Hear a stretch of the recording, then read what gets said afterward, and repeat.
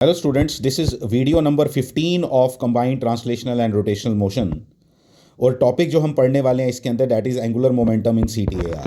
CTAR का मतलब पता है आपको, combined translational and rotational motion. अब जब इसके अंदर हम ये चीज़ पढ़ने जा रहे हैं तो अभी एक बात आपने समझनी है, एक बात आप इसको अंडरस्टैंड करोगे अच्छे से, क्या कि combined translational and rotational motion है तो एंगुलर मोमेंटम भी दोनों की वजह से होगा, ट्रांसलेशनल मोशन की वजह से भी और रोटेशनल मोशन की वजह से भी। तो अगर मैं एक कोई भी रैंडम बॉडी एक ले लूं, कोई भी एक रैंडम बॉडी ली, उसको शो करने का तरीका आपको मालूम है। इसमें हम दिखाएंगे कि भाई इसमें जो उसकी वेलोसिटी है दैट इज़ VCM, जो उसकी ट्रांसलेशनल वेलोसिटी है दैट इज़ VCM, और जो उसका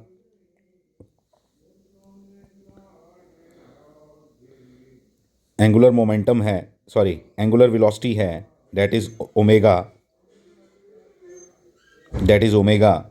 ठीक है। तो इसकी वजह से जब अब आप एंगुलर मोमेंटम लिखोगे तो वो एंगुलर मोमेंटम किसके बराबर आएगा? L vector is equal to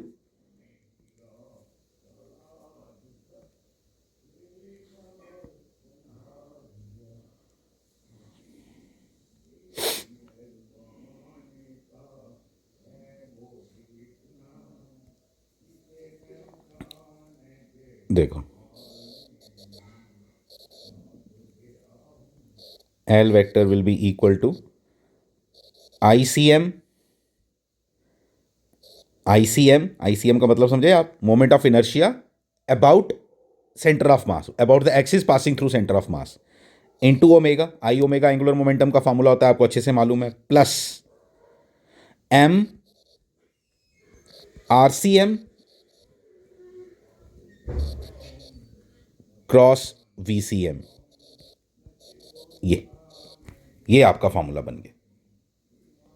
this is the formula for angular momentum in combined translational and rotational motion. इसी को यूज़ करके, इसी फॉर्मूले को यूज़ करके हम एक दो एग्जांपल्स करेंगे तो आपको क्लैरिटी और ज़्यादा बेटर आएगी। देखो मैं क्या बात कर रहा हूँ आपसे। देखो इसमें यह है कि आपकी जो एक बॉडी है,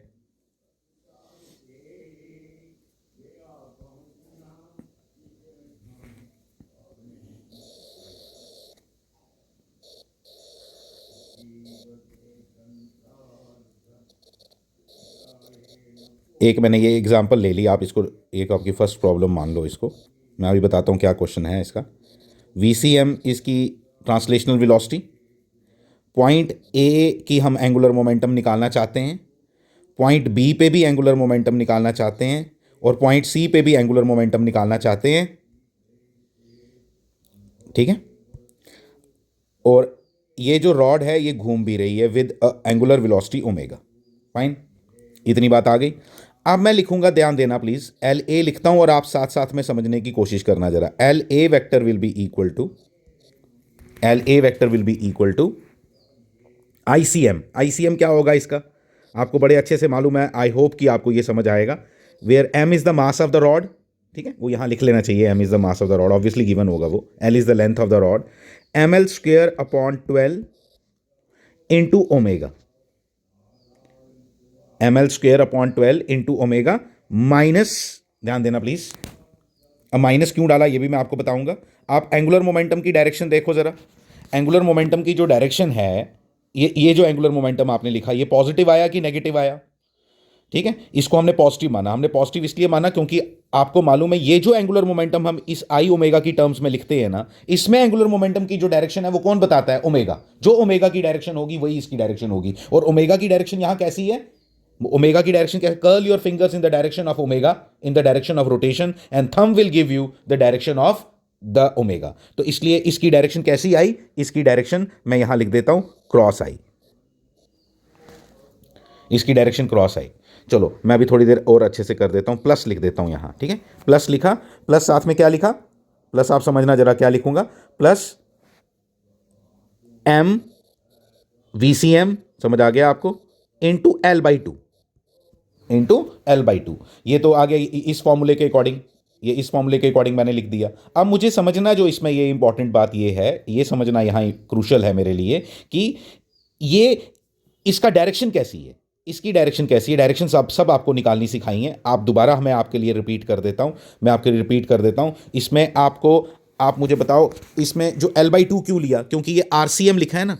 RCM का मतलब हुआ कि जो आपका पॉइंट यहां पे सेंटर ऑफ मास है ना, वहीं से आपने डिस्टेंस लेना है जो आपका पॉइंट ऑफ कंसर्न है। Here the point of concern is A, hence the distance will be, has to be from, has to be from A to this point, A to this point. तो आपका जो are vector बना वो कैसा बना, जो आपका आर वेक्टर बना वो कैसा बना, देखो मैं बताता हूं, आप देखना जरा इसको।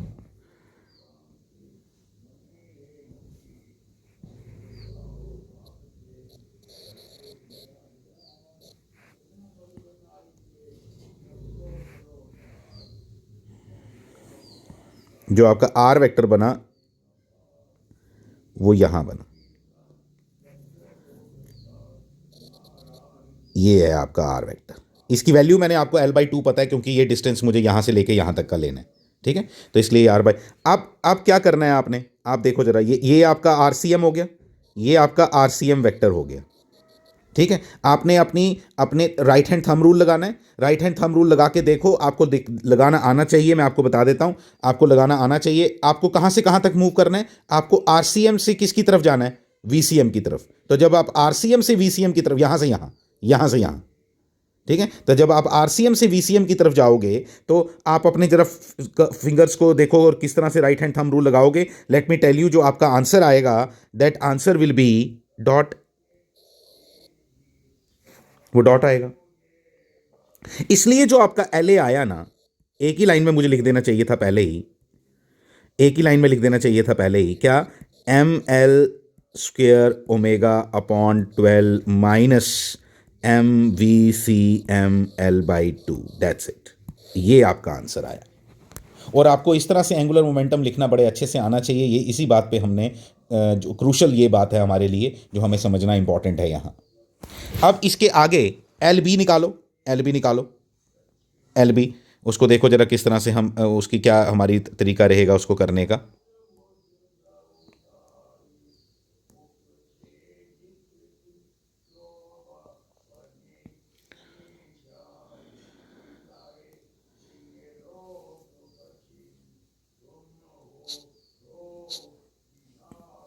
ठीक है,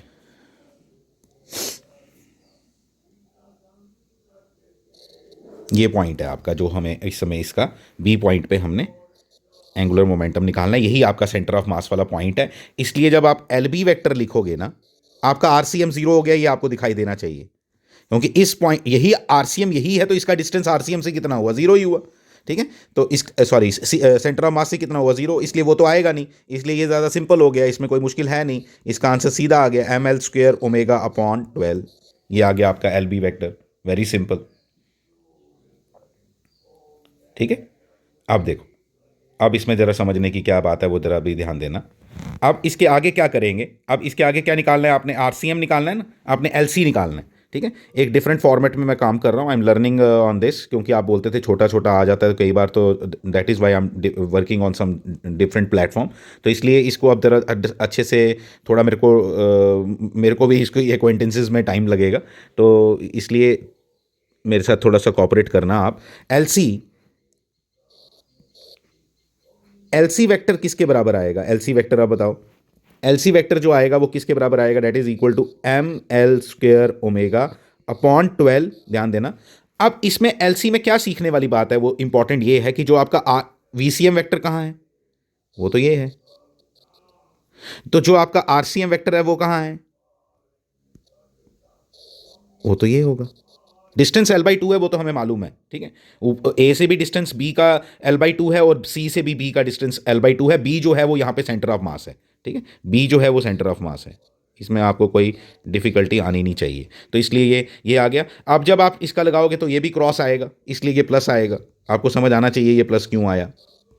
तो इस तरह से हमने ये इस क्वेश्चन को सॉल्व किया, और इसके डिफरेंट डिफरेंट पॉइंट्स पे हमने एंगुलर मोमेंटम निकाला। एक और बड़ी इंटरेस्टिंग बात जो एंगुलर मोमेंटम की आपको बताने जा रहा हूँ वो है ये है कि ये जो पॉइंट है ना आपका यहाँ, और अगर इसकी लाइन में मैं यहाँ पे एक और पॉइंट लूँ D,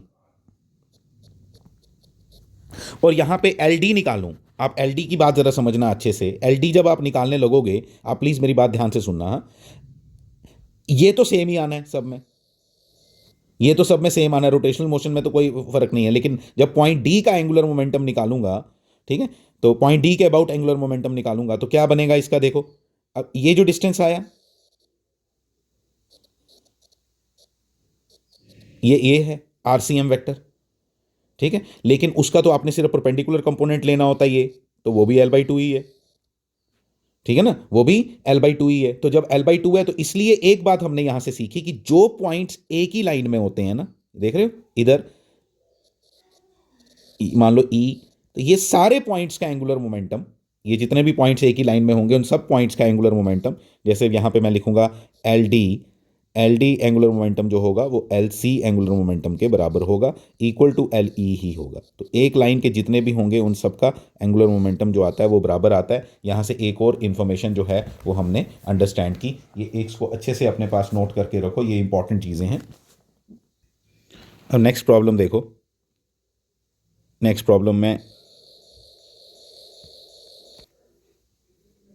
हम एग्जैक्टली एक डिस्क लेते हैं, एग्जैक्टली डिस्क लेने की इसमें इसमें समझते हैं इसको, ठहर जाओ।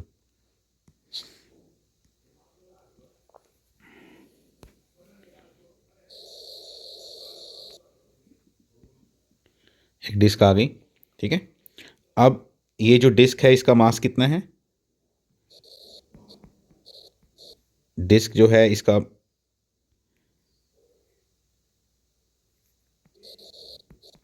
डिस्क ऑफ मास m, ठीक है। ये इसका सेंटर ऑफ मास जिसकी वेलोसिटी जो है वो आपको गिवन है, that is VCM, this is VCM, ठीक है। और ये इसकी एंगुलर वेलोसिटी ओमेगा है, ये भी समझ आ गया हमें। और हमारे जो पॉइंट ऑफ कंसर्न है वो ये हैं, हमारे लिए जो पॉइंट है जो हमने जिसकी बात करना चाहते हैं वो हैं, ये देखो,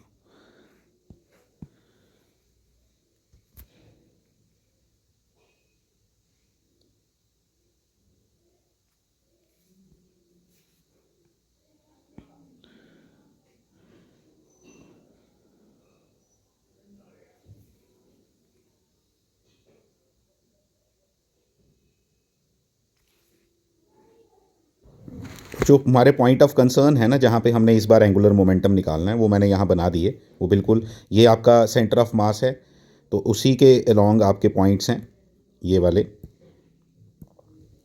ए बी एंड सी, ठीक है। ए बी सी पॉइंट्स हैं, इन पे आपने एंगुलर मोमेंटम निकालना है जैसे आपने पहले निकाला, ठीक है। बिल्कुल लगभग वही सेम प्रोसेस है, कोई खास डिफरेंस इसके अंदर नहीं है, ठीक है।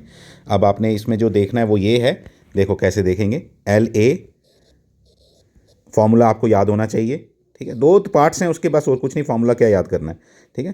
तो यहाँ पे एल ए इक्वल टू क्या आएगा, इस बार ओमेगा की वैल्यू हमने उल्टी ली है इसलिए वो क्रॉस है, इसलिए मैं आपको बताता हूँ। ये डिस्क है, डिस्क का एंगुलर मोमेंटम क्या, inertia, sorry moment of inertia किसके बराबर होता है, M R square upon two omega plus plus, अब प्लस आएगा या माइनस आएगा उसको हमने ध्यान से देखना है, मैं आपको बताता हूं। आरसीएम वेक्टर आपका कहां बना, आप आरसीएम वेक्टर को अच्छे से बनाओ। डिस्टेंस तो आपको पता है वो आर के बराबर है, उसमें कोई मुश्किल बात नहीं है। ये डिस्क है जिसका रेडियस आर हमने लिया है, ये तो है ही है, ठीक है।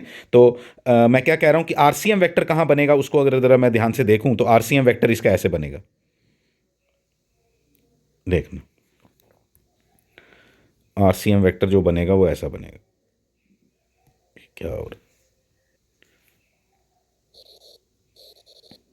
ये आरसीएम वेक्टर, मतलब डायरेक्शन मैटर करती है ना, तो डायरेक्शन मैटर करती है, तो आप अगर ध्यान से देखो तो ये आरसीएम से इधर बनाओ, देखो इधर से भी दिख जाता है, क्या ये ओमेगा वाली डायरेक्शन है या नहीं, क्योंकि आपने जब आपने राइट हैंड थंब रूल लगाना है तो आपने इधर से इधर की तरफ चलना है, तो ये ओमेगा की डायरेक्शन में ही जा रहा है। तो ऐसे भी आप चेक कर सकते हो, वो प्रैक्टिस करो, मैं नहीं अभी आपको कंफ्यूज करना चाहता उस मेथड में। आप इसमें इसमें इसका इसमें आर क्रॉस वी लगा के डायरेक्शन निकालो और इसके ओमेगा की डायरेक्शन निकालो, दोनों अलग अलग तरीके से निकलती हैं, दोनों को लगाओ, और दोनों को लगाने के बाद मुझे पता चला कि यहाँ पे दोनों की डायरेक्शन डॉट है, दोनों की डायरेक्शन डॉट है, लिखने की जरूरत नहीं है लेकिन दोनों की डायरेक्शन डॉट है, ठीक है, तो दोनों की डायरेक्शन डॉट है, तो एंगुलर मोमेंटम की डायरेक्शन भी डॉट होगी, ये भी मैं बता देता हूँ, क्योंकि दोनों प्लस है ना, तो प्लस है, तो यहाँ पे क्या अल्टीमेटली आंसर आएगा, अल्टीमेटली आंसर आएगा क्या, मास एम, रेडियस आर, ठीक है, रेडियस नहीं, आर सी एम जो है वो आर के बराबर है, और मल्टीप्लाइड बाय क्या, वी सी एम। तो ये बन गया आपका एल ए वैक्टर, ये आपका एल ए वैक्टर के बराबर आ गया। इसमें कोई मुश्किल नहीं आना चाहिए आपको अब इसको समझने में, जो वी सी एम की डायरेक्शन है वही इसकी डायरेक्शन है, जो ओमेगा की डायरेक्शन है वही इसकी डायरेक्शन है, ठीक है, इस तरह से हम लिखते हैं इसको।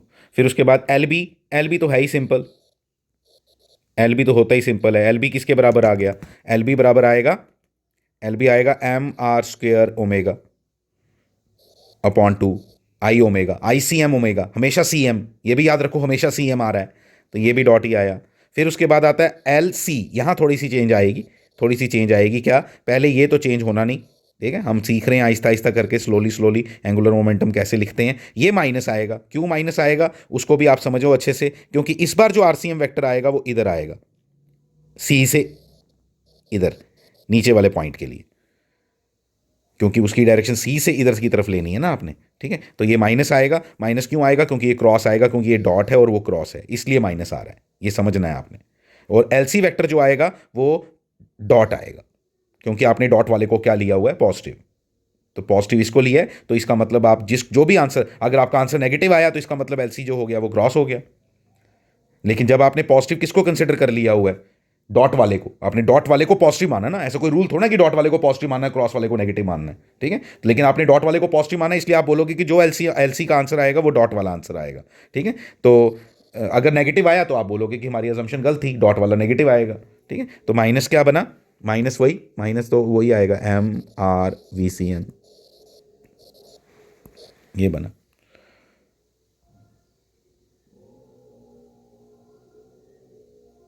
ये इसके ऊपर वेक्टर नहीं डालना यार, ये गलत है, वेक्टर नहीं डालना, ये वेक्टर हटा दो, ये वेक्टर हटा दें,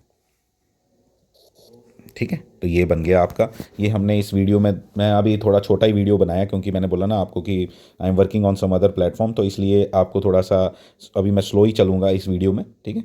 तो हम लेकिन ये इंपॉर्टेंट कॉन्सेप्ट है जो हमने डिस्कस किया अभी, ये this is very very important concept जो इसके अंदर हम बात कर रहे हैं। मैं एक छोटी सी बात और कर देता हूँ इसके साथ ही, आप देखो, एक छोटी सी बात हम और कर सकते हैं, अभी है टाइम 5 मिनट। तो क्या बात करेंगे अभी, कि अगर मैं एक कोई भी एक रैंडम बॉडी ले रहा हूँ, ठीक है, एक रैंडम बॉडी कोई भी लेते हैं, देखो ये, और इसके ऊपर कोई ऐसे एक बॉडी ले ली, ठीक है,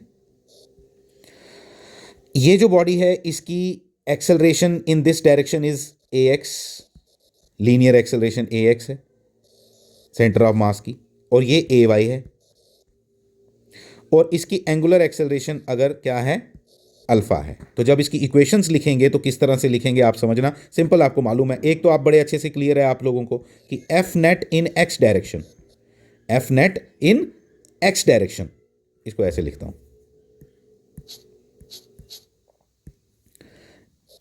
एफ एक्स नेट, ठीक है, F X net is equal to क्या होगा, M A X, M A C M in X direction, ये वाला लेना है, मतलब आपने जब एक्स की बात करोगे तो एक्स वाला लेना है, और फिर ये तो आप पहले से लेते आ रहे हो, ये तो आपने लॉज ऑफ मोशन में भी ऐसे ही किया हुआ है, एफ वाई नेट, मतलब सारी फोर्सेस का नेट लेना है आपने वाई डायरेक्शन वाला, that is equal to M A C M Y direction. लेकिन जो इंपॉर्टेंट बात यहां रोटेशनल कंबाइंड में आती है, वो रोटेशन में आपको पहले ही मालूम है कि टाउ की एक और इक्वेशन बनेगी, दैट इज टाउ नेट, वो किसके बराबर होगा, that is always equal to I C M, centre of mass वाली, अल्फा। तो ये इक्वेशंस यूज करके अल्टीमेटली आपको जो अननोन फाइंड करने होंगे, जैसे अननोन्स आपके ए सी एम है इन एक्स डायरेक्शन, ए सी एम इन वाई डायरेक्शन, और अल्फा निकल जाएगा, और जिस समय आपका ए एक्स ए वाई निकल जाएगा तो नेट एक्सेलरेशन भी यहीं पे कहीं पे होगी, तो वो भी निकल जाएगी, ये ए नेट होता है, जब आपको ए एक्स ए वाई की वैल्यू मिल जाएगी तो वो भी मिल जाता है, इसको बनाने की ज़रूरत नहीं है वैसे अभी, ठीक है। तो यहाँ पे मैं क्लोज़ कर रहा हूँ वीडियो, ठीक है। तो अच्छे से समझ लो इसको, हमने जितना भी पढ़ा ये सब इधर है अभी, ठीक है, ये देखो, ये जितना भी हमने आज पढ़ा तो ये सब इधर है, ये अच्छे से इस बार लिख के दे दिया आपको अच्छे से बड़ा बड़ा। तो अब आपको हम नेक्स्ट टॉपिक पढ़ेंगे इसमें, अब इसके बाद CTR के अंदर और बातें करेंगे और न्यूमेरिकल्स करेंगे अगले वीडियोज़ के अंदर। Thank you very much.